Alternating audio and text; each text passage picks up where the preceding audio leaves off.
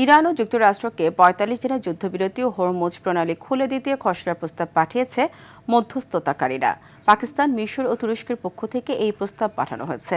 এর আগে হরমুজ খুলে দিতে মঙ্গলবার পর্যন্ত তেহরানকে সময় বেঁধে দেন মার্কিন প্রেসিডেন্ট ডোনাল্ড ট্রাম্প। অব্যাহত হামলার মুখে যুক্তরাষ্ট্রের সঙ্গে সরাসরি আলোচনার প্রস্তাব প্রত্যাখ্যান করেছে ইরান। এদিকে হামলায় নিহত হয়েছে আইআরজিসির গোয়েন্দা প্রধান। বিস্তারিত জানাচ্ছেন বিন ইয়ামিন।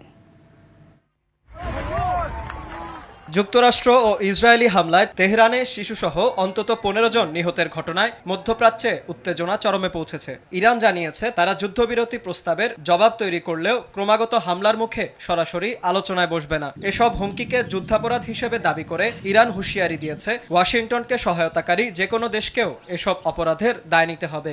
এর আগে যুক্তরাষ্ট্র ও ইরানকে ৪৫ দিনের খসড়া যুদ্ধবিরতির প্রস্তাব পাঠিয়েছে মধ্যস্থতাকারীরা।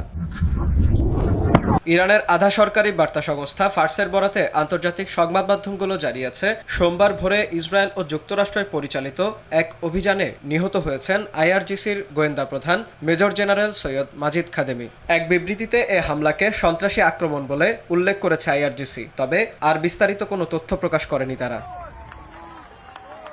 এদিকে ইসরায়েলের প্রতিরক্ষা মন্ত্রী ইসরায়েল কাটস এক বিবৃতিতে এ হত্যাকাণ্ডের ঘোষণা দেন। তিনি বলেন, আইআরজিসির গোয়েন্দা প্রধান তাদের রাতভর অভিযানে নিহত হয়েছে। একই সঙ্গে ইরানের বাকি নেতাদেরও খুঁজে বের করে হামলা চালানো হবে বলে হুঁশিয়ারি দেন তিনি।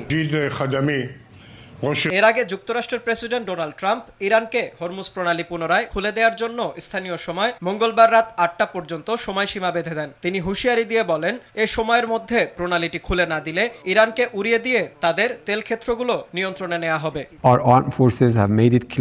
এর জবাবে আরো ভয়াবহ প্রতিশোধের হুঁশিয়ারি দিয়েছে ইরান। ইতোমধ্যেই ইসরায়েল সহ জর্ডান, ইরাক এবং উপসাগরীয় অঞ্চলে মার্কিন স্থাপনা লক্ষ্য করে গোয়েন্দা ও ক্ষেপণাস্ত্র হামলা চালিয়ে যাচ্ছে দেশটি। পাশাপাশি হরমুজ প্রণালী জাহাজ চলাচলেও বিধিনিষেধ আরোপ করেছে ইরান। ওয়াশিংটনের হুমকির জবাবে তেহরান জানিয়েছে হামলা বন্ধ না হওয়া পর্যন্ত হরমুজ প্রণালী বন্ধই থাকবে।